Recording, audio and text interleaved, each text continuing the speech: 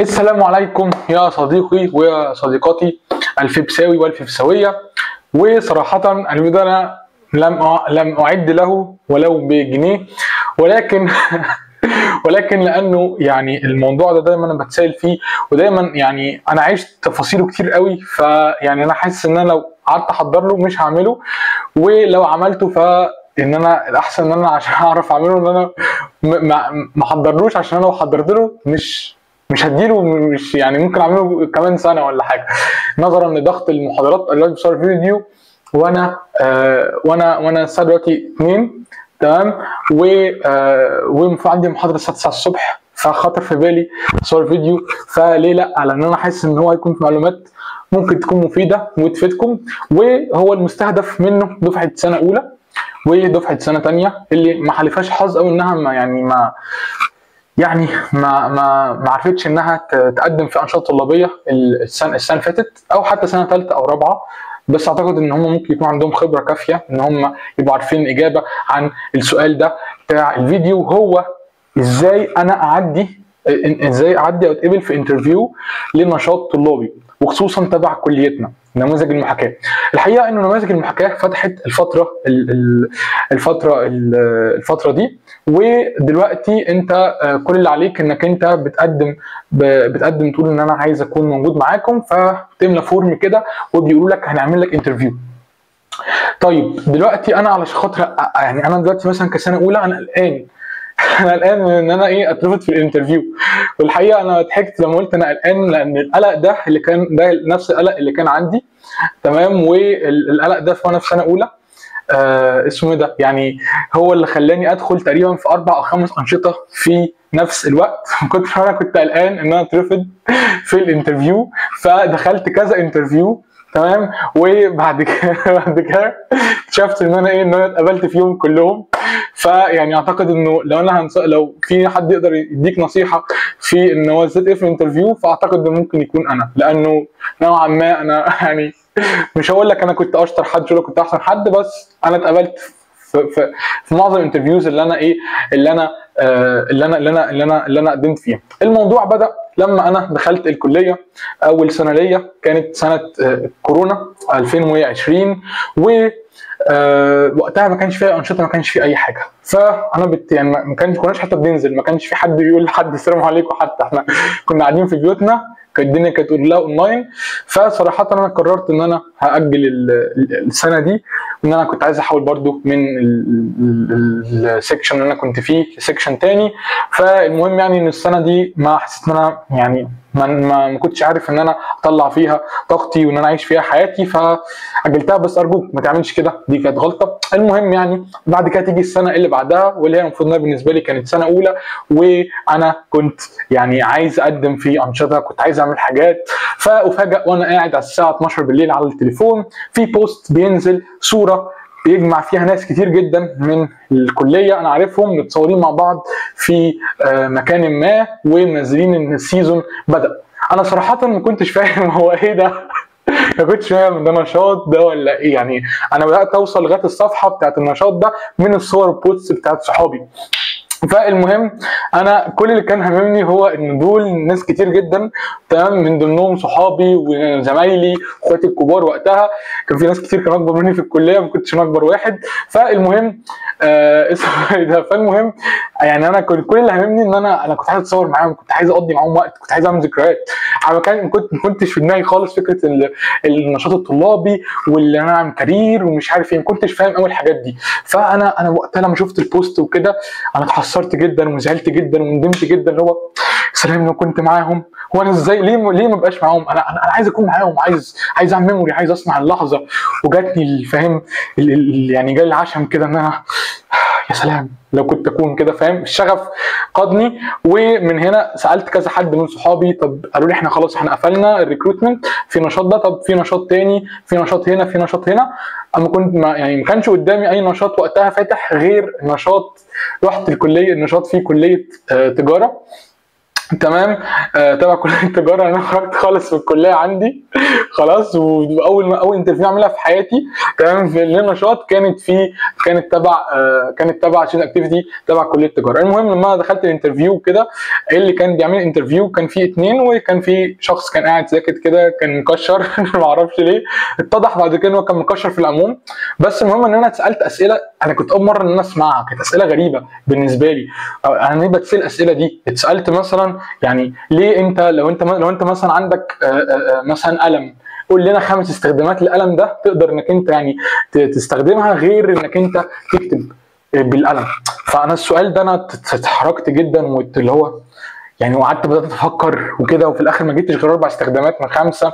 وكان في شخص كان قاعد ساكت كان عمال مكشر كده كان باصص لي، فاللي هو طب انا ايه؟ طب انا كويس ولا مش كويس؟ طب انا اتقبلت ولا لا؟ طب ايه؟ طب بس. فالمهم خلصت الانترفيو من هنا، وانا خرجت من الانترفيو انا فاكر الاحساس ده، ان انا كان المفروض ان انا اشتغل على نفسي اكتر من كده. انا قدامي شوط طويل وخلاص، انا توقعت خلاص ان انا ان انا اترفضت من الانترفيو، لان هو ما يعني انا كل الاسئله اللي بتتسالني جاوبت على الاسئله الطبيعيه. انت عايز ليه تكون موجود معانا في النشاط ده؟ تعرف ايه عن النشاط ده؟ تقدر تقدم ايه؟ انت عرفنا بنفسك، كل الكلام ده. ولكن اللي انا ما كنتش يعني اللي انا ما كنتش عامل حساب الاسئله الغريبه اللي انا اتسالتها شويه، واللي فيما بعد انا هقول لك هي ايه الاسئله دي، وانا فهمت بعد كده ليه الاسئله دي تتسال وليه الانترفيو بتبقى عامله كده. هقول لك بالظبط ايه اهم يعني الانواع اللي ممكن تسالها في الانترفيو كانواع اسئله. ولكن المهم انا وقتها اللي هو انا كنت يعني كنت انا متضايق جدا. هو يعني ايه يعني يعني ايه يعني هترفض؟ يعني ايه يعني؟ بس فالمهم بعدها باسبوع اكتشفت انه انشطه الكليه مش بس النشاط اللي كان فتح وقفل وشفت صوره صحابي كلهم فيه هو بس ده، اكتشفت ان في انشطه بعديه فتحت. فحمدت ربنا وكنت مبسوط جدا. اللي هو يعني انا بجد بجد نفسي ان هو انا غريب جدا. الناس عايز تدخل انشطه عشان تعمل سي في وكارير، او عايز تعمل حاجات عشان تعمل سي في وكارير، وانا عايز ادخل انشطه وكده عشان او عايز اعمل حاجات في حياتي عشان خاطر اعمل ميموريز، عشان خاطر احس بان انا عشت حياتي، عشان احس بذكريات تكون يعني مفرحه. فانا شخص غريب جدا. ولكن ايا كان الهدف كان واحد. وبرضه عشان ما اكذبش عليكم وما اخبيش برضه ان انا سالت احد الاصدقاء ان انا كنت وقتها كنت عايز اعرف لما دخلت الكليه كنت عايز اعرف اتحاد الطلبه وكده ايه المطلوب عشان واحد يدخل وكده. وسالت حد ويا ريتني ما سالته هو الشخص ده انا سالته قلت له ما تعرفش واحد عايز يدخل اتحاد طلبه وكده ممكن يعني ايه المطلوب؟ فهو سكت كده وقال لي ادخل انشطه طلابيه بس. هو ده اللي قالوا لي في مطلق. فانا قلت بس كده يا سلام. ومن ساعتها وبقى تارجت عندي ان انا عايز ادخل انشطه طلابيه. فلما النشاط ده فتح انا اللي هو انا كنت عايز ادخل ومش عارف ايه وبتاع. وبرده ان انا برده كنت عايز اكون مع اصحابي وعايز احس كده انه في ان انا جزء من دفعه، ان انا جزء من اصدقاء، ان انا كنت خارج من كورونا والناس كلها كانت كلها قاعده اونلاين. فعايزين نحس بالحياه كده. فالمهم خرجت من الانترفيو ونرجع تاني. خرجت من الانترفيو اللي انا كنت عامله تبع عشان اكتيفيتي تبع كليه التجاره، واكتشفت انه في لسه انشطه لسه بتفتح وباب التقديم تبع كليتنا تاني. فهوبا بص انا خارج ايه؟ انا اول نشاط يعني شفت صوره الناس وهم متصورين وخلاص اعلنوا هم بداوا وخلاص فاهم وقفلوا كل حاجه، وانا فاهم قاعد كده ببص على البوست كده فاهم. وتاني نشاط دخلت الانترفيو وشخص عمال مكشر لي وسالوني اسئله غريبه. فانا خلاص انا فاهم انا هدخل نشاط. فمن هنا دخلت انترفيوز بتاعت كل الانشطه اللي فتحت في الكليه بعدها تقريبا كانوا 4 تقريبا. وبعد كده اكتشفت ان انا اتقبلت في ال4. والنشاط اللي كان بتاع كليه التجاره فهم كانوا 5. وصراحه دي مش حاجه حلوه نهائي. ولكن اللي انا عايز اقوله او انا بعمل الفيديو ده ليه او الفكره من كل ده ايه؟ الفكره ان انت اوقات ممكن تكون خايف قوي وحريص على نقطه معينه. النقطه دي مش مهم ان مش شرط انها تكون اهم نقطه، وبتكتشف بعد كده ان مش هي دي اهم حاجه المفروض تبقى خايف عليها او انك انت تكون حريص عليها. اهم حاجه انك انت تركز على الحاجه المهمه او الاهم. هتقول لي ايه الاهم من انها تقبل في الانترفيو او ايه الاهم من انها تقبل في النشاط؟ هقول لك الاهم اللي انا اكتشفته ان انا اهم حاجه ان انا اكون عارف هروح فين، انا طريقي فين، انا نفسي في ايه اللي انا بسعى له، ايه اللي انا بطمح له. اذا انا ما كنتش خايف من الرفض على قد ما اكون خايف ان انا نفسي ما اكونش ماشي في الطريق الصح.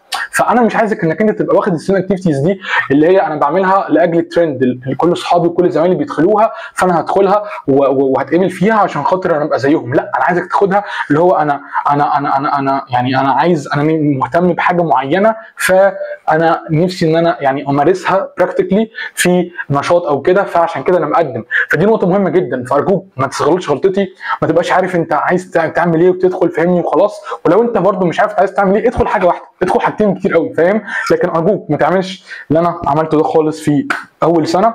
المهم هنرجع تاني ازاي انا كنت يعني بعدي انترفيوز او ايه هي الحاجات اللي انا لاحظتها في الانترفيو. بص يا صديقي، من اول لاخر كده انا كنت مكبر الدنيا شويه. ايه لان الانشطه الطلابيه اللي بيعمل لك انترفيو بيبقى صديق، يعني بيبقى زميل ليك، بيبقى حد مثلا ممكن اكبر منك بسنه، ممكن اصلا وانت اصلا من دفعه كبيره شويه تلاقيه اصلا معاك في نفس الدفعه، ممكن يكون اصغر منك كمان. يعني انا دلوقتي رحت مثلا اعمل انترفيو مثلا او كده، حبيت ان انا اعيد تاني القاره واسترجع الذكريات، فعلى الارجح ان انا الاقي زمايلي اصغر مني واصحابي اصغر مني هم بيعملوا انترفيو. فبالتالي انا عايز اقوله ايه، ان انت هنا دي مش حاجه رسميه قوي، مش حاجه اوفيشال قوي، مش انت رايح شغل مثلا ففي ناس اكبر منك وفي ناس مثلا اكثر منك خبره في المجال ده فانت قلقان فاهمني يكون في فارق ما بين اسئلتك وبين اجابتك وبين اسئلتك. لا خالص، هو الفكره ان هو بيبقى زمايلك هم زيهم زيك، بس الفكره ان هم قدموا مثلا هم اتش ار او كده، فهم يعني بيدوروا على حاجات معينه، الحاجات دي لو لقوها خلاص انت هتكون اتقبلت. فالموضوع ابسط مما تتخيل. ممكن انام بعد كده يعني فيديو عن الانترفيو بجد الحقيقيه، تمام، ولكن خلينا ناخد ايه يعني حاجه مصغره من الانترفيو، يعني نعتبر كده الانترفيو دي بتاعت الانشطه الطلابيه هي حاجه مصغره من الانترفيو الكبيره، اللي هي مثلا لما تعمل انترفيو مع رئيس شركه، تعمل انترفيو مثلا مع حد مثلا فاهمني يعني هو يعني مسؤول عن حاجه بقاله فيها كتير، شركه منظمه مؤسسه، وباذن الله يا رب يعني تتقبل برضه لو فيها الخير ليك.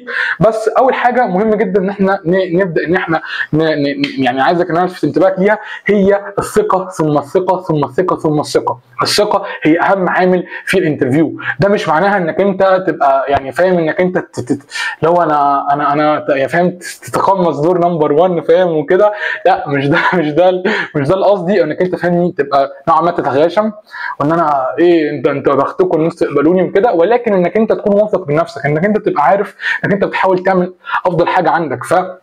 ما تخليش اي سؤال يهزك، ما تخليش اي سؤال يقلقك او يخوفك. لو انت في سؤال انت مش عارفه ممكن تجاوب بمنتهى البساطه، تقول ان انا السؤال ده انا ممكن ما اكونش تطرقت له او ما جاش في يعني ذهني، او مثلا انا يعني مش متذكره دلوقتي او انا مش عارفه. ممكن بمنتهى البساطه عادي، ايه المشكله فاهم؟ ولو في سؤال انت حاسس انك انت ممكن يجي منه فاهم، عادي جاوب فاهمني، جاوب في السؤال وحاول انك انت تجمع كل المعلومات اللي عندك وتنظمها بحيث ان تطلع باجابه تكون نوعا ما منطقيه ومقبوله. فمفيش حاجه اسمها انا مثلا سنه اولى فانا الان ما يكونش عندي خبره، لا بالعكس، انا عايزك كمان سنه اولى انت ده اهم حاجه انك انت تدخل انشطه طلابيه في الفتره دي، لان هو انت ميزه الانشطه الطلابيه لسنه اولى وسنه ثانيه بالنسبه لي اكتر ان هم بتديهم دفعه، لان مش هي دي اصلا الحاجه اللي بعد كده انت محتاج انك انت تعملها، ولكن هي تديك دفعه على المفروض ان انت بعد كده تعمله. فيعني ثق في نفسك، ادخل اعمل انترفيو، اترفضت اتقبلت اتس اوكي، ولكن كمعلومه انت بنسبه كبيره تتقبل. ليه؟ لانه اصلا الانشطه الطلابيه بتدور على طلبه، تمام، بتدور على ريتش زي ما هم بيقولوا. بس فغير كده كمان هقول لك معلومه ولا اخفيك سرا يعني المعلومه دي انا يعني كل مره كنت بدخل واعرفها متاخر فحبيت ان انا اقول لك دلوقتي، انه بيبقى فيه حاجه اسمها فيز، تمام، او مصاريف، تمام، لانه انشطه يعني مش في كل الانشطه، بس على حسب النشاط ده سبونسرد ولا لا، مدعوم ولا لا. فبيبقى في بعض الانشطه هياخدوا منك فيز في منتصف السيزون، فحضر يعني الفلوس مش هعرفش بصراحه تبقى يعني كام، ممكن من 100 جنيه فاهمني لغايه 1000 جنيه الله اعلم، انا ما اعرفش. بس اللي انا عايز اقوله لك انك انت برضه هيكون ليك فائده فاهم في النشاط الطلابي ده. فانا عايزك تدخل وتجرب وتشوف الحماس انك انت قلقان ومتوتر وعايز انترفيو ونفسي انها تقبل ومش عارف، عايزك تاخد التجربه دي فاهم. والنشاط فاهم مش هياخد منك وقت، هيبقى تقريبا كل جمعه تقريبا على مدار مثلا شهر بالكتير او 6 مثلا سيشنز، 6 جمعات مثلا، في الاخر يبقى في مؤتمر ختامي حاجه كده بسيطه. انا عايز اقول لك ادخل يا معلم، ما تخليش حاجه توقفك، اصل انا ما عنديش خبره، اصل انا مش عارف ايه، لا عادي، الموضوع بسيط. نيجي بقى لفكره الانترفيو، ليه الانترفيو بتتسال او يعني هي ايه الهدف منها؟ بص يا صديقي، سنه 1800 يعني حاجه و70 كده في نهايه القرن التاسع عشر، توماس اديسون كان بيدور على مساعدين ليه علشان خاطر يعني يعينهم ان هم يساعدوه في المعمل بتاعه. فلجأ ان هو ياخذ اسئله تمام كانت معموله من ضمن اختبارات الشخصيه اللي كانت بيستخدمها الجيش وقتها، ويعني ببعض الاسئله من هنا على بعض الاسئله من هنا على بعض الاسئله اللي جابها من مخيلته، بدا ان هو يسال اسئله ويعمل فورم كده، ورقه كده امتحان للمتقدم ليه ان هو يكون مساعد له ان هو يعملها. تمام. وده كان هدف منه ان هو كان عايز يشوف هو الشخص اللي قدامي ده هو ايه هي صفاته، هو قد ايه انا هيكون فت او هيكون مناسب للحاجه اللي انا عايزه فيها دي. فهتلاقي ان الاسئله كان فيها اسئله ممكن تكون صعبه، هتلاقي اسئله مثلا ليها علاقه بالجغرافيا، ليها علاقه بالتاريخ بالادب، برغم ان هو فاهم هو رايح يشتغل مساعد لتوماس اديسون، فاهم ممكن يكون حاجه علاقه بالعلم اكتر، فاهم او بالكيمياء بالفيزياء اكتر، فاهم او بالالكتريستي، مش عارف بالظبط، بس انا قصدي ان هو كان الشخص اللي كان بيبقى قدامه الامتحان كان بيلاقي اسئله مش متوقعه. وهي دي فكره الانترفيو، ان انا عايز اشوف انت لو انت قابلت حاجه مش متوقعه اصلا انت هتعمل ايه، وبرضه في نفس الوقت انا عايز اعرف انت كشخص متوقع انت عامل ازاي. فدول جانبين، الجانب الاول ان انت في العموم انت مين، انا ببقى عايز اعرف انت مين في العموم، والجانب الثاني طب لو انت يعني اتحطيت في سيتويشن مش شبهك هتعمل ايه، دي برضو النقطه الثانيه. وبرضو في برضو معلومه برضو طريفه قريتها، ان هو كان بيجيب يعني كان في اختبار تاني كان بيعمله، كان بيجيب حساء للشوربه، كان بيجيب شوربه الناس اللي هم جايين يتقدموا عنده الانترفيو، وكان بيشوف يعني البيهيفير بتاعهم. فلو لقى الشخص قبل ما يدوق الشوربه لقى ان هو بيحط عليها ملح وفلفل، فكان بيرفضه على طول. ليه؟ لان هو شايف انه انت الشخص ما ينفعش انك انت تكون حافظ اكتر من انت تكون فاهم، انت المفروض انك انت الاول تدوق الشوربه عشان تعرف هي ناقصه ملح ولا لا، فاهم. فدي كانت معلومه كده قريتها كانت طريفه بصراحه. المهم نرجع تاني لمرجوعنا و2025، انا بوقف في الاوضه بتاعتي وبحاول اعمل لك فيديو عن ازاي انك انت تتقبل في الانترفيو. بص يا صديقي، انواع الانترفيو يعني خلينا مثلا نقسم الانواع الكويستشنز بتاعت الانترفيو ل 8 كاتيجوريز او 8 انواع من الاسئله. اول نوع من الاسئله هو الانترودكشنز كويستشنز، او الاسئله اللي معتمده عن ان انا اعرفك بيا او ان انت تعرفني بنفسك. تاني نوع من الاسئله بيبقى السي في بيزد كويستشنز، الاسئله المعتمده على السي في او السيره الذاتيه اللي انت قلت لي عليها او اللي انت اديتها لي. في العاده الاسئله دي مش يعني في العاده الاسئله دي هنبدلها شويه في الانترفيو بتاع الانشطه الطلابيه، لان انت مش هتحتاج سي في، بس خلينا نقول ان انت وانت بتقدم نفسك في السؤال الاولاني هتبدا انك انت هيبدا ان هو يعتبر السي في بتاعك ده هو الحاجات اللي انت قدمتها بنفسك قلتها عن نفسك في السؤال الاولاني، فيبدا يسالك فيها كانها السي في بتاعك. ثالث نوع من الاسئله هو التكنيكال كويستشنز. بمعنى ايه؟ بمعنى ان انا مقدم مثلا اتش ار، مقدم بي ار، مقدم مثلا ميديا، مقدم فاند ريزنج مثلا، فهو هيسالني عن اسئله مثلا ليها علاقه بالحاجه اللي انا مقدم فيها دي. يعني مثلا مقدم مثلا ميديا، فهيقول لي طيب انت تعرف تعمل اديتنج مثلا؟ طب وريني مثلا، ممكن مثلا وريني مثلا على الموبايل مثلا حاجه مثلا عملتها قبل كده. ميديا مثلا وريني الصور بتاعتك. الاتش ار طب قولي الاتش ار بيعمل ايه كده، فاهم. فدي بتبقى تكنيكال، هو عايز يشوف مهارتك انت مثلا لو انت في حاجه مثلا معينه طب هتتصرف ازاي. رابع نوع من الاسئله بيبقى البروبلم سولفنج كويستشنز، وهو ده السؤال اللي انا اتسالته واللي انا ما كنتش فاهم انا ليه اتسالته او هو ايه السؤال ده، اللي هو كان بيقول لي انت معاك قلم قول لي 5 استخدامات غير انك انت تكتب بيه.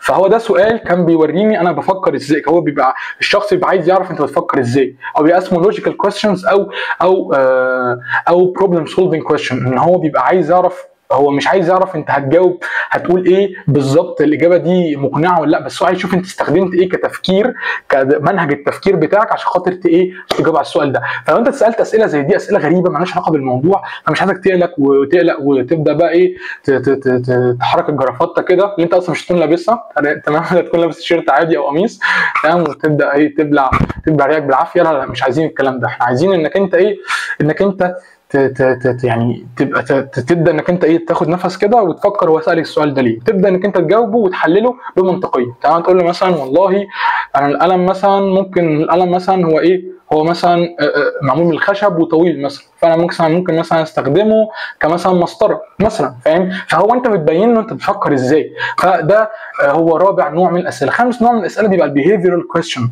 او الاسئله السلوكيه، لان هو لو انت اتقبلت بسبب التكنيكال، بسبب المهارات اللي عندك او السكيلز اللي عندك، فغالبا انت ممكن لو انت هتترفض ترفض بسبب سلوكك. او لو انت مثلا اتقبلت وبعد كده بعيد الشر طبعا، بس لو في حد في شغلنا في العموم اتقبل بسبب مهاراته، فغالبا هو هيترفض بسبب سلوكه.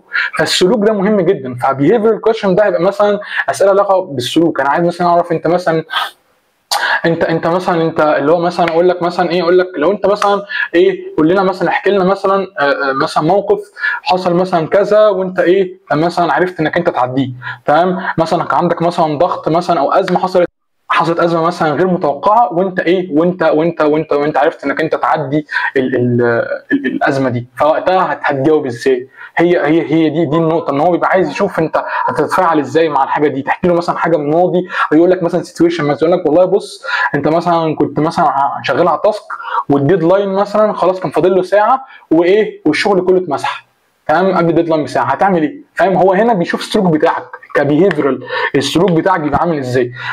احنا كده قلنا كام؟ 5 انواع من الاسئله. خلينا نقول ايه سادس نوع من الاسئله، وهو الكالتشر فيت. ان انا ببقى في انواع من الاسئله بتبقى عايز تشوف انت هتتماشى مع السوسايتي او مع الافكار او مع المعايير بتاعه الحاجه اللي انت فيها. وغالبا لما هتبقى في نشاط طلابي هتتحول ليه مثلا، يعني قول لنا مثلا لو انت مثلا كنت مثلا في التيم، دخلت التيم والتيم ليدر مثلا كان ايه مثلا، ما كانش مثلا احسن حد مثلا، او مثلا كان في مثلا مشكله مثلا، او في قابلت مثلا في التيم مثلا حد انت ايه يعني معاه في الكليه، بس انتوا ايه مش بتستظرفوا بعض، فاهمني؟ او مثلا في حصلت مشكله بين حد في التيم وحد تاني، انت تتصرف ازاي؟ فاهم؟ فهو هنا بيبقى عايز يشوف انت مثلا، يعني هي برضه ليها علاقه برضه بالبيهيفيرال شويه، بس هو برضه بيبقى عايز يشوف برضه الكالتشر بتاعتك. هتلاقي برضه الاسئله، يعني الاسئله دي مش هتبان قوي، بس هو برضه بيبقى عايز يشوف انت فت في انت، يعني انت يعني متماشي مع الثقافه او مع المعايير او الصوره اللي عايز النشاط يطلع بيها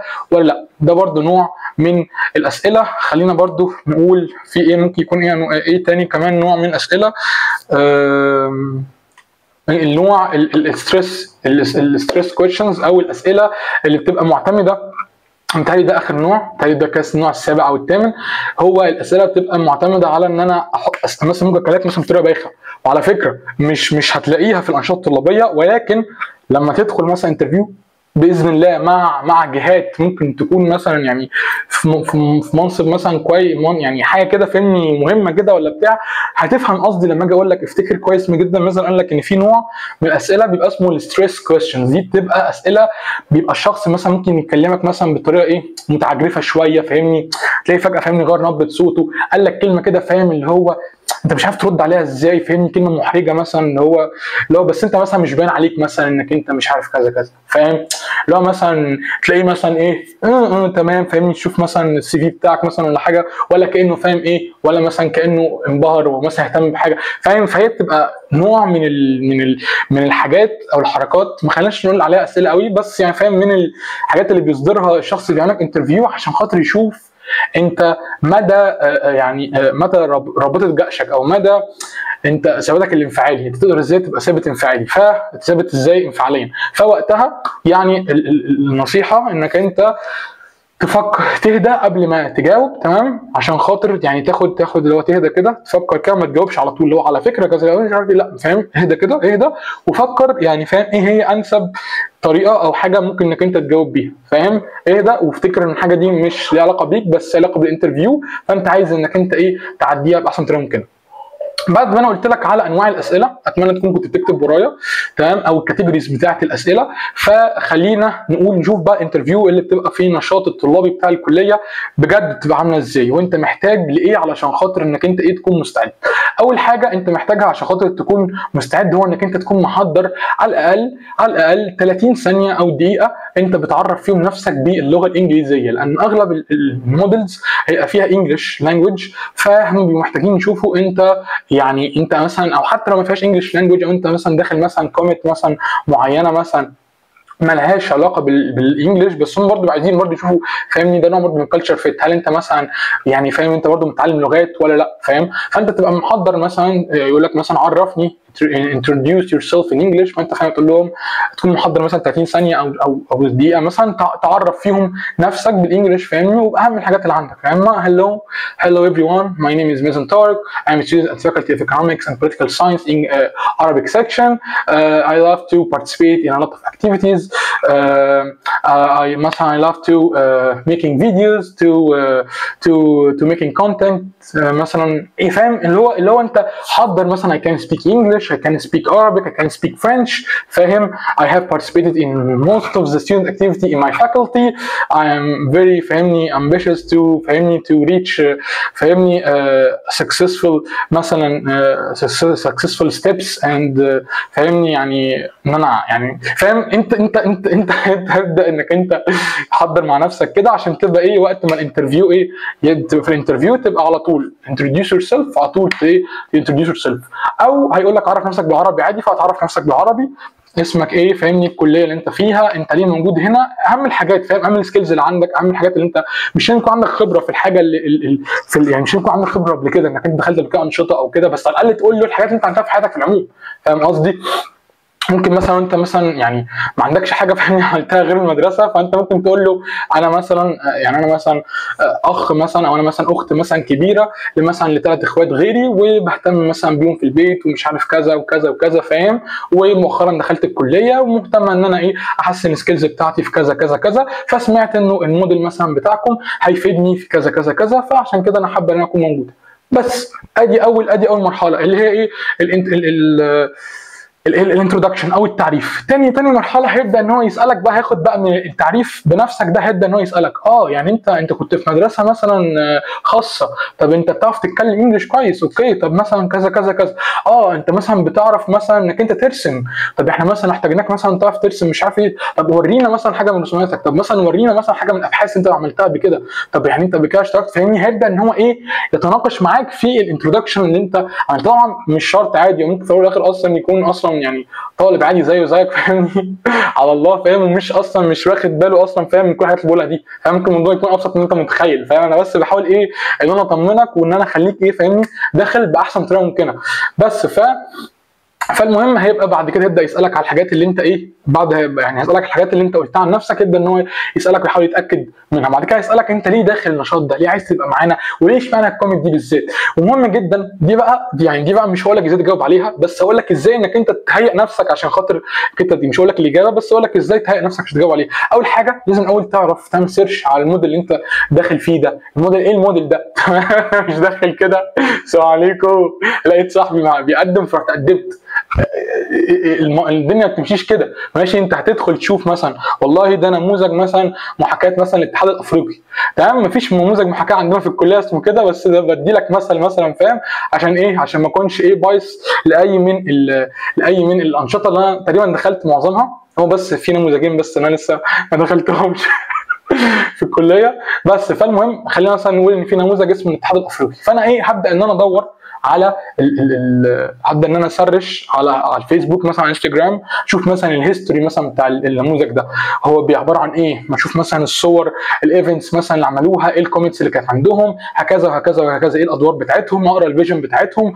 اقرا الميشن بتاعتهم، هم كاتبين فيجن وميشن اللي هو مثلا الرساله والرؤيه، ان هم مثلا كاتبين ان احنا نسعى ان احنا نكون مش عارف كذا كذا، وان احنا بنهدف الى تقديم مثلا ان احنا نقرب مثلا الفجوه ما بين سوق العمل والدراسه وكده فاهم. فانت تبقى فاهم هم ده اللي هم بيقدموه، ده اللي بيعملوه. تاني حاجه هتشوف بقى ايه الحاجات اللي هم عندهم. تالت حاجه بقى من دول الحاجات اللي انت المفروض تكون شفتها دي هتكون قدمت في حاجه منهم فاهم. عندهم مثلا HR PR مثلا ميديا ده اللي هم مثلا ايه اورجنايزنج، عندهم مثلا مثلا اكاديميك مثلا عندهم مثلا لجنه اقتصاديه مثلا، لجنه امن قومي، لجنه علاقات دوليه، مش عارف لجنه ايه فاهمني. فهتشوف في اللجان دي لو انت مثلا اكاديميك فاهم قصدي، وتشوف اللجنه اللي انت قدمت فيها وتعرف عنها اكتر. يعني مثلا نفترض انت مثلا قدمت مثلا في لجنه مثلا الاعلام والثقافه فاهم، فانت هتشوف مثلا لجنه الاعلام دي ايه الاعلام والثقافه يعني بيعملوا ايه فاهم، فانت هتبقى فاهم ان هم مثلا اعلام والثقافه دي لجنه مهمه بتبقى موجوده مثلا في الاتحاد الافريقي نفترض، بس مش عارف موجوده ولا لا، بس اكيد موجوده يعني.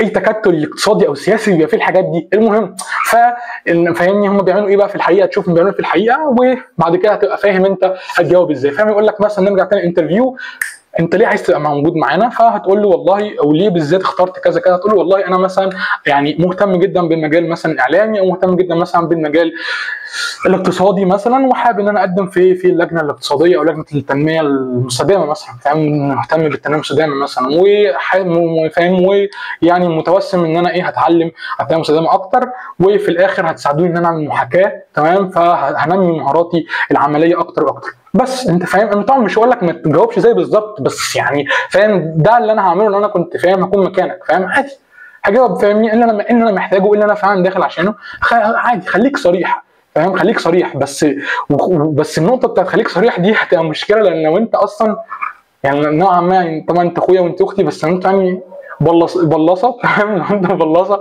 وانت ما تعرفوش حاجه، وهتحاولوا تكونوا صراحه، مش هتقولوا حاجه. فاهمني؟ مش هتقولوا حاجه بجد. فانا عايزكم تبقوا عندكم معلومات، تسرشوا عن الحاجه اللي انتوا بتعملوها، وبعد كده تبداوا ان انتوا تتكلموا بصراحه وطبيعيه وعادي. فاهمني؟ ما تتوترش. فاهم؟ وقتها لما تتكلم بصراحه خلاص خلص الموضوع. انا فعلا عايز اقدم عشان كذا كذا. فاهم؟ عشان عايز اقدم عشان كذا كذا. والله انا عايز اقدم عشان الشهاده. ماشي، بس ما انصحكش انك انت تقول كده. فاهم؟ يعني ما تقولش كده في المطلق انا عايز اقدم عشان الشهاده بس كده. فاهم؟ وتسكت، ترمي له الكلمه كده صرصر صراحه. لا، انا عايز اقدم عشان كذا كذا مثلا، عشان مثلا هتعلم كذا وكذا وكذا، وبرده عشان برده الشهاده برده بتاعت النموذج ده برده كويسه، هتفيدني في السي في وكده. فاهم؟ بس بعد كده نيجي للنوع بعد كده من الاسئله. بعد كده بعد ما يسالك انت عايز تدخل ليه كذا، هيقول لك طب انت عندك خبره سابقه في حاجه زي كده؟ انت مثلا قدم يعني انت بتقدم ليه معانا؟ وقتها بقى انا مش عايزك تفزع. سامعني؟ ما ترجعش كده لورا وتقول انا مش. طب اقول ايه؟ لا انا ما عنديش خبره. اقول له عندي خبره ولا اكذب ولا لا؟ فاهمني؟ وتقعد بقى لا ايه ده؟ ايه ده؟ خلاص تمالك اعصابك. الموضوع بسيط. لو انت عندك خبره هتقول له انا عندي خبره. لو انت ما عندكش خبره زي ما قلت لك، فاهم؟ عادي هتحاول تشوف الحاجات اللي انت في الحياه اللي انت عملتها، وتقول له انا ما عنديش خبره، بس انا حابب عشان كده ان انا اكون موجود معاكم. فاهمني؟ في ان انا في ان انا اخد خبره. وعموما يعني انت هتكون مقدم ديليجيت ام ممبر، فانت هتكون مقدم عادي يعني اعضاء عاديين. فاهم؟ الحاجات دي اللي يقلق منها قوي منها بتاعت الخبره وكده. انت مثلا مقدم هاي بورد. فاهم؟ مقدم مثلا انك انت مثلا تبقى انستراكتور، مقدم مثلا انك انت مثلا تبقى مثلا هيد اي سي، هيد او سي. فاهم؟ تبقى هيد كوميت معينه، هيد اتش ار، فايس هيد، مش عارف مالتي ميديا. فاهم؟ فوقتها تقلقش، لانك انت اصلا محتاج يكون عندك بلان، والموضوع حاجه ثانيه اصلا خالص غير الانترفيو دي. يعني المفروض اصلا كده مش يكون عندك خبره. فما تقلقش، هتجاوبه بصراحه وخلاص خلص الموضوع. ممكن بقى يسالك بقى تيجي بقى النوع كام من الاسئله اللي انا كنت هي مثلا ممكن تكون behavioral question، او مثلا ليها علاقه مثلا مثلا بالبروبلم سولفنج question. مثلا اسالك سؤال كده فاهم غريب، مثلا يقول لك مثلا قول لي مثلا ايه هو اكتر مثلا لون متكرر في الاعلام. فاهمني؟ لو انت مش عارف السؤال ده هتبدا انك انت، هو ملوش مثلا علاقه فاهمني بالاسم ده، ملوش علاقه مثلا بالنموذج انت داخله او النشاط انت داخله، بس هو عايز يشوف انت هاو يو رياكت، هاو يو ويل يو رياكت، ازاي هتتفاعل مع السؤال ده. فتقول له والله يعني من خبرتي فانا بشوف مثلا الالوان مثلا الاحمر والاخضر والابيض مثلا هم بيبقوا اكتر الالوان اللي متكرره، فانا متهيألي ان ممكن مش هيكون لون براهم. ولو هختار لون مثلا فخلينا مثلا نرتب مثلا اول الاحمر، وبعد كده الابيض، وبعد كده الاخضر بس. فاهم؟ ممكن تقول الاخضر بعد كده الابيض عادي. فاهم؟ بس هو ان كانت الاجابه، هو اهم حاجه هو شايف انت ازاي جاوبت. فاهم؟ وبالمناسبه الاجابه هي الاحمر، وبعد كده الابيض، وبعد كده الاخضر. وبعد كده متهيألي ان هو خلاص فاهم. يقول لك انت هيقول لك انت لو انت يعني احنا هنتواصل معاك لو انت اكسبتد، ولو انت مش اكسبتد مش هتواصل معاك. ممكن في ناس تكون محترمه ويعني فاهم محترمه زياده يعني، وطبعا كل الناس محترمين، بس قصدي يعني لو في ناس فاهمني يعني بيقدروك زياده. لو انت ريجكتد هيكلموك هيقول لك انت يو ار ريجكتد. تمام؟ ومن هنا بتبدا البدايه الحقيقيه، انت دخلت النموذج المحاكاه. تمام؟ مش انك انت مش هي دي بقى النقطه اللي انا ما كنتش فاهمها في سنه اولى، ان انا كنت فاكر ان هي الدنيا فكره ان انا ادخل انترفيو واتقبل. السلام عليكم انا عايز اتقبل، انا مازن، انا مش عارف ايه، انا جريندايزر وعندي فهمني مهارات وقدرات ومش عارف ايه. فاهم؟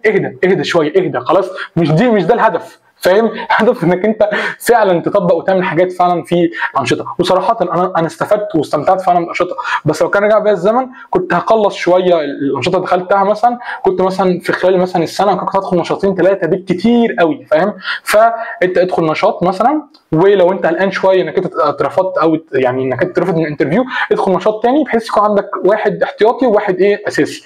لو انت اتقبلت فيه اللي كنت عايزه خلاص اعتذر عن التاني، حتى لو انت اتقبلت فيه اتس اوكي على فكره، ما فيهاش حاجه، عادي. ولكن وعادي مثلا ما تتكسفش اللي هو انت اتقبلت هنا فهعمل ايه، اختار الاثنين. لا عادي، اختار حاجه تكون فعلا شايف ان هي اهم حاجه. بس طبعا يعني مش هوصيك انك انت تبقى تكون بحثت اكتر عن النشاط، عشان مثلا لو سالك مثلا يعني ايه مثلا LMF، فاهمني؟ مثلا ان مثلا ايه مثلا، فاهمني؟ زد، فاهمني؟ اي، فاهمني؟ عارف الانشطه بتبقى ليها اختصارات، فاهم؟ فتقول له مثلا والله هي ترمز الى مثلا حرف الكذا، يرمز لكذا حرف مش عارف ايه، وتقول له مثلا فاهمني نبذه على التاريخ بتاعها، فاهم؟ ومفيش مشكله انك انت تكون مسرش على الحوار ده اصلا من قبلها ب3 دقائق قبل الانترفيو، مفيش مشكله. يعني هو اصلا انت مش بيسالك يعني في اخلاقك ولا مبادئك، المفروض انك انت تكون متاكد وحافظها ومذاكرها، لا عادي، فاهم؟ انت بس بتعرف، بتكون عايز تشوف بس انت عندك معرفه مسبقه، عملت مجهود عشان تعرف الحاجه دي ولا لا. بس فدي كان نصيحه عشان خاطر انك انت تقبل في الانترفيو، وتركز نفسك، تركز دماغك الهدف الاساسي، ان انا عايز اعمل حاجه بجد، عايز اتعلم حاجه بجد، مش ان يكون كل تفكيري انا خايف لحسن ما اتقبلش. مش ده تفكيرك يا معلم، يا معلم مش ده تفكيرك، انت انسان، انت في بساوي. عارف يعني ايه في بساوي؟ يعني انت اللي ترفض الناس مش الناس اللي ترفضك.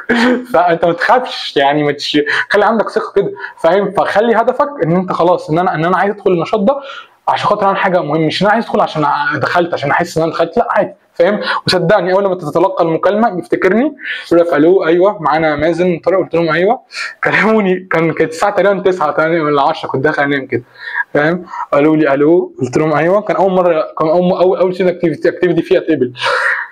قالوا ايوه مش عارف، قالوا لي احنا كذا كذا كذا انت اتقبلت معانا. انا مش مصدق بقى، فاهم؟ بجد شكرا جدا مش عارف ايه وبتاع. بعد ما قفلت التليفون قعدت اهيص وهي، فاهم؟ ما كنتش عارف اللي هيجي بعدها، فاهم؟ ان انت هيبقى في ضغط، فاهم؟ يبقى في مثلا الزام انك ومسؤوليه ان انا محتاج ان انا انزل، محتاج ان انا اعمل كذا واعمل كذا واعمل كذا، فاهم؟ فالموضوع مش مجرد بس ان انا اتقبلت هي وخلاص، لا دي ريسبونسبيلتي، فانت لازم تكون قد الريسبونسبيلتي دي. بس برضو ما تقورش اللي هو انا عندي محاضرات وعندي سكاشن ومش عارف ايه، يا ترى ادخل هعرف اواكب ولا ما اعرفش، هعرف ولا ما تدخلش في جو الدراما، عادي ده نشاط عادي، فاهم؟ يعني مش هيحتاج منك اكتر، فاهمني؟ من ساعتين 3 في الاسبوع، فاهم؟ ما تكبرش الدنيا، فاهم؟ بس وكده كده اصلا معظم الانشطه مش هيحتاج منك حاجه غير بس كل جمعه، فاهم؟ كل جمعه هتحتاج مثلا انك تنزل وتاخد السيشن وخلاص خلص الموضوع. بس فده كان الخلاصه.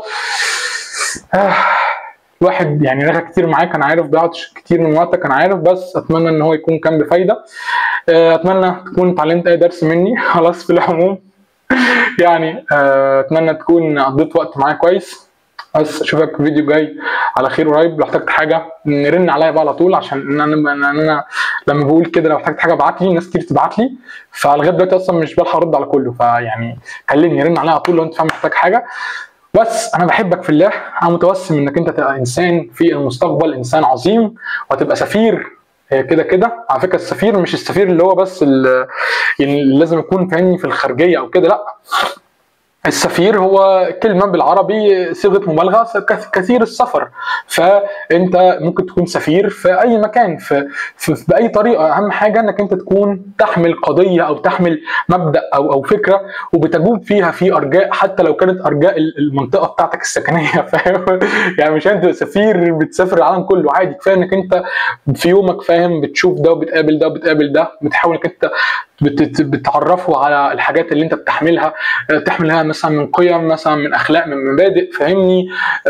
فده كفايه انك انت سفير. وباذن الله في يوم من الايام برضه تبقى سفير برضه، يعني رسميا وكده، وبرضه تبقى برضه في العموم تبقى سفير. اهم حاجه انك تبقى سفير تبقى تحمل كل ما هو ايجابي، كل ما هو مهم، كل ما هو يرضي ربنا، وتجوب فيه في ارجاء الاماكن اللي انت بتروحها وتتمسك بيه كده. وزي كده بص اهو انا كاتبها على اهو كاتبها على التيشيرت اهو: انسان مفيش في قاموسه كلمه مستحيل طول ما هو مع ربنا فده مبدا عندي، فاهم؟ فاهو انا سفير اهو بالمبدا ده، فاهم قصدي؟ فباذن الواحد برضه يبقى سفير برضه في المستقبل عادي، وانت تبقى سفير برضه في المستقبل، تبقى انسان عظيم كده كده، فاهم؟ اتس اوكي، مش الشهاده اللي بتحددنا ولا المسمى هو اللي بيحددنا، بس احنا اللي بنحدد، يعني احنا اللي نحدد القيمه، لان احنا الاهم كبشر وكبني ادمين. بس فالمهم ان انا عايز اقول لك ان انت في يوم من الايام انسان محترم، وانسان ايه، لا سوري، قصدي يعني انت في يوم من الايام انت كده محترم، في يوم من الايام تبقى انسان ناجح جدا، وانسان يعني فاهمني كلك نجاح، وكلك الناس تاخدك قدوه، والناس بتحبك، والناس فخوره بيك، وانت اهم حاجه تكون فخور بنفسك وتحب نفسك وفرحان بنفسك. بس اهم حاجه انك انت يعني عشان توصل لانك تبقى ناجح كده، اهم حاجه انك انت ايه، تلتزم، يعني توصل وانت ايه، وانت تلتزم بمعاييرك ومبادئك واخلاقك وبدينك وبالربنا امرك بيه، يعني اوصل، فاهمني؟ اوصل صح، اوصل وانت ربنا راضي عنك، فاهمني؟ ما توصلش بطرق غير مشروعه، وفاهمني توصل مثلا بالكذب مثلا، او توصل مثلا بحيل، فاهمني؟ يعني غير اخلاقيه، لا، عايزك تبقى عارف كده انك كده كده هتوصل، وهي دي النقطه، ان انا كده كده هتقبل في الانترفيو، بس الفكره انا بعد كده هعمل ايه؟ انت كده كده هتوصل للمنصب ده، هتوصل للحاجه دي، بس الفكره مش ان انا هوصل، الفكره ان انا هعمل ايه، فاهم؟ فوقتها انت لما توصل او الفكره ان انا هوصل ازاي، فاهم؟ انا هوصل باخلاقي وبمبادئي، ولا هوصل كده وكده؟ ولما توصل تلتزم باخلاقك ومبادئك وتحافظ عليها، وتلتزم دايما انك انت ايه، تنصر الحق وتسعى لاجل الخير. بس بدعوا لي معاكم دعوه حلوه، اتمنى اكون كنت سبب في حياتكم، سبب كويس. ما تنسونيش من دعواتكم، انا بحبكم في الله. كان معكم مازن طارق، اشوفكم الفيديو الجاي على خير، او اشوفكم في الكليه على خير. بس اللي فيكم يشوفني يسلم عليا، عايز يكلمني على التليفون يكلمني، فاهمني؟ الموضوع ابسط من كده. اتمنى اكون فدتكم. السلام عليكم ورحمه الله وبركاته. انا عارف ان في ناس ممكن ما تكونش عارفه يعني ايه اصلا انشطه طلابيه او كده، او اصلا الانشطه الطلابيه دي فين وبقدم عليها ازاي. فانا هسيب لكم اللي في على الفيديو ده، هتلاقوا في البايو في الفيديو، هتلاقوا لينكس بتاعت الصفحات بتاعت الانشطه الطلابيه اللي تبع كليتنا كلها. وممكن نعمل فيديو لو يعني ربنا اداني الصحه وطولة العمر، يبقى نتكلم يعني ايه نشاط طلابي، يعني ايه نموذج محاكاه بجد، فاهم؟ انا بس حاولت ايه، ان انا الحق ما يمكن ان انا الحقه، لان اصلا الانشطه اصلا فتحت تقديم بقى لها من اسبوع، فانا جاي متاخر، بس فاهم حاولت اعمل حاجه كويسه، حاجه صح. بس فممكن نتكلم بعد كده عن انشطه الطلاب، نشاط نموذج المحاكاه هو بيتكون من ايه، يعني ايه ديليجيت، يعني ايه ممبر، يعني ايه او سي، يعني ايه سي، يعني ايه هاي بورد، فاهمني؟ بنتكلم في كل ده بس. ولو عايزين تعرفوا برضه اماكنهم فين، بيبقوا واقفين كبوثس، بيبقوا واقفين في اسمه ده، يعني ما بين الكليه وما بين رويال، تمام؟ فهتلاقي في بوثس كده، بروح اقدم، تمام، او ابعت لهم على الصفحه بتاعتهم، قول لهم انتوا فين، عايز انترفيو، عايز اقدم، ايه المتاح او كده. بس وكان معكم مازن طارق، السلام عليكم ورحمه الله وبركاته.